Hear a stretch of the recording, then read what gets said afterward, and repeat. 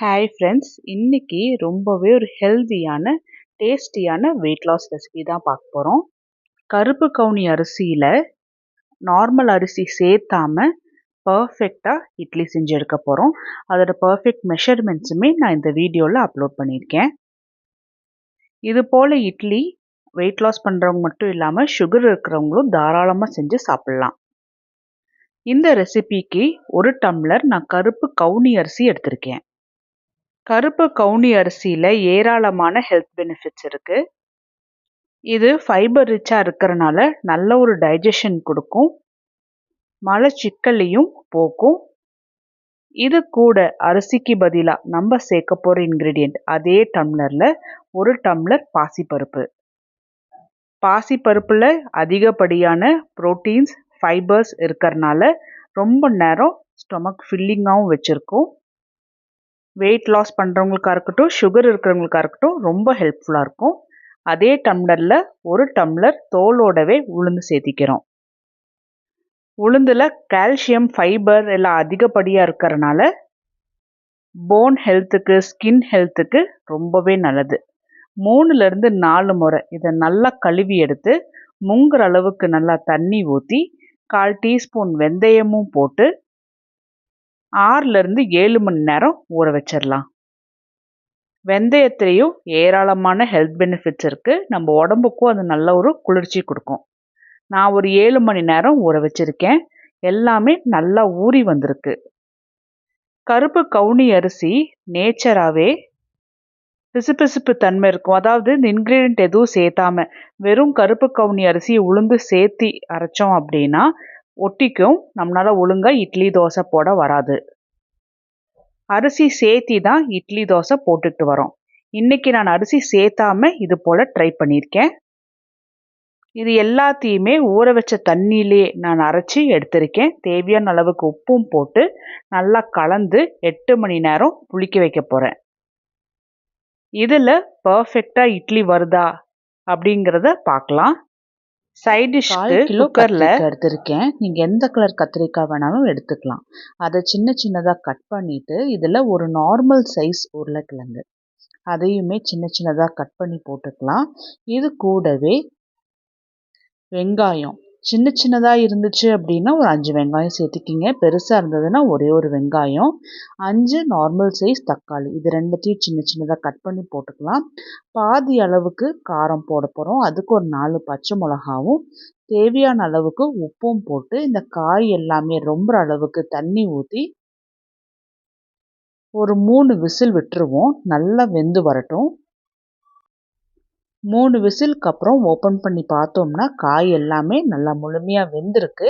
இதில் எக்ஸஸாக இருக்கிற தண்ணியை இன்னொரு பவுலுக்கு மாற்றிட்டு பொட்டேட்டோ மேஷர் வச்சு இந்த கத்திரிக்காய், உருளைக்கிழங்கு, வெங்காயம், தக்காளி எல்லாத்தையும் நல்லா மேஷ் பண்ணி எடுக்க போகிறோம்.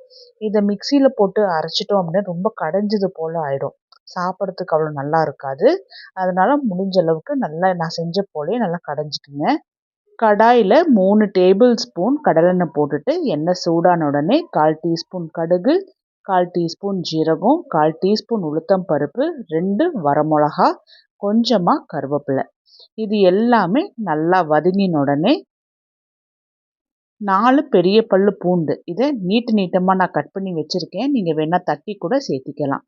பூண்டோட பச்சை வாசனை போயிட்டு நல்லா ஒரு கோல்டன் ப்ரௌன் கலரில் முருகி வர அளவுக்கு நல்லா வறுத்து எடுத்துக்கலாம். இதில் ஒரு நார்மல் சைஸ் வெங்காயம் சின்ன சின்னதாக கட் பண்ணி போட்டு வெங்காயத்தையுமே நல்லா வதக்கி எடுத்துக்கலாம். வெங்காயம் சீக்கிரம் வதங்கிறதுக்காக இதில் கொஞ்சமாக நான் உப்பு சேர்த்திக்கிறேன். நான் கல்லுப்பு தான் போடுறேன். வெங்காயத்தை அப்பப்போ நல்லா கலந்துட்டு லைட்டாக ஒரு கோல்டன் ப்ரௌன் கலரில் ஆகிற அளவுக்கு நல்லா வதக்கி எடுத்துக்கலாம். வெங்காயம் நல்லா வதங்கினதுக்கு அப்புறமா 1/4 டீஸ்பூன் மஞ்சள், 1/4 டீஸ்பூன் தனி மிளகாய்த்தூள், 1/4 டீஸ்பூன் மல்லித்தூள், 1/4 டீஸ்பூனோட கொஞ்சம் குறைவா ஜீரகத்தூள், 1/4 டீஸ்பூன் காஷ்மீரி மிளகாய்த்தூள், 1/4 டீஸ்பூன் சிக்கன் மசாலாத்தூள். சிக்கன் மசாலாத்தூள் சேர்த்தும் போது கடையில் நல்ல ஒரு வாசனையாகவும் டேஸ்ட்டாகவும் இருக்கும்.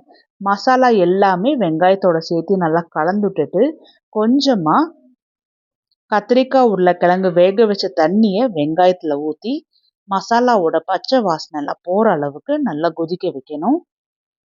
இந்த கடையல் பொறுத்த வரைக்கும் ரொம்ப தண்ணியாக இருந்துச்சுன்னா நல்லா இருக்காது. கொஞ்சம் கெட்டியாக இருந்தால் தான் இட்லி தோசையோட தொட்டு சாப்பிட்றதுக்கு நல்லாயிருக்கும். தண்ணி நல்லா கொதிச்ச உடனே கரண்டி வச்சு ஒரு முறை நல்லா கலந்து விட்டுட்டு கடைஞ்சி வச்சிருந்த கத்திரிக்காயும் உருளைக்கிழங்கும் போட்டுட்டு இது கூடவே மீதமுள்ள தண்ணியும் ஊற்றி நல்லா கலந்து விட்டுக்கலாம். ஆரம்பத்தில் நல்லா கலந்து விடுங்க. எந்த அளவுக்கு கெட்டித்தன்மை வேணுமோ அந்த அளவுக்கு பார்த்துட்டு தண்ணி ஊற்றிக்கலாம். ரொம்ப தண்ணியாகவும் இருக்க வேண்டாம். என்னோட கடையில் பார்த்தீங்கன்னா ரொம்பவே திக்காக இருக்குது. ஆறுனா இப்போ இன்னமும் கெட்டியாகும். அதனால இதில் நான் கொஞ்சமாக தண்ணி ஊற்றிட்டு திரும்பவும் நல்லா கலந்துட்டுக்கிறேன்.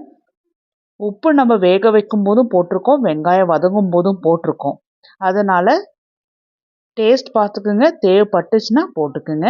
கடையில் ஒரு கொதி வந்த உடனே சின்ன சின்னதாக கட் பண்ணி வச்சுருந்த கொத்தமல்லியும் கொஞ்சமாக கருவேப்பிலையும் தூவி விட்டுட்டு நல்லா கலந்துட்டு இட்லி தோசை சாதத்தோட நல்லா கம்ம கம்மன்னு சூடாக சர்வ் பண்ண வேண்டியதுதான். 8 மணி நேரம் ஆயிடுச்சு. மாவுமே நல்லா புளிச்சு வந்திருக்கு. மாவை ஒரு முறை நல்லா கலந்துட்டணும். மேலே புளிச்சு வந்த மாவு எல்லாமே கீழே இருக்கிற மாவோட சேர்த்து நல்லா முழுமையாக கலந்துடணும். தேவைப்பட்டுச்சுன்னா கொஞ்சமாக தண்ணி சேர்த்து கலந்துட்டுக்கலாம். இட்லி பாத்திரத்தில் தண்ணி கொதிக்கிறதுக்கு வச்சுட்டு இட்லி பிளேட்டில் கொஞ்சமாக எண்ணெய் தடவி ஒவ்வொரு குழிக்குழியுமே மாவு போட்டுடலாம். இந்த இட்லியை 15 நிமிஷம் ஆனில் வச்சு வேக வச்சுட்டு 10 நிமிஷம் சிம்மில் வச்சுட்டு அதுக்கப்புறமா கொஞ்சமாக ஆற விட்டுறணும். அதுக்கப்புறமா எடுத்தோம் அப்படின்னா நல்ல பர்ஃபெக்டான இட்லி ரெடி ஆகிடும். பாருங்கள், நான் இதே ப்ரொசீஜரில் நான் இட்லி வேக வச்சு எடுத்திருக்கேன். நல்லா சாஃப்டாக ஸ்பாஞ்சியான இட்லி நம்மளுக்கு ரெடி ஆயிருக்கு. மெஷர்மெண்ட் கரெக்டாக இருக்குது. அரிசி சேர்த்தாமல் பர்ஃபெக்டாக இட்லி ரெடி பண்ணியாச்சு. ஸோ வெயிட் லாஸ் பண்ணுறவங்களுக்கா இருக்கட்டும், சுகர் இருக்கிறவங்களுக்கா இருக்கட்டும், நல்லா பர்ஃபெக்டாக கருப்பு கவுனி அரிசியில் இது போல் இட்லி செஞ்சு பாருங்கள், பர்ஃபெக்டாக வரும். நம்ம சேனலில் அரிசி சேர்த்தாம தான் நான் ரெசிபீஸ் அப்லோட் பண்ணிகிட்ருக்கேன். ஸோ வெயிட் லாஸ் பண்ணுறவங்களா இருக்கட்டும், சுகர் இருக்கிறவங்களா இருக்கட்டும், தினமும் விதவிதமான ரெசிபீஸ் செஞ்சு சாப்பிட்லாம்.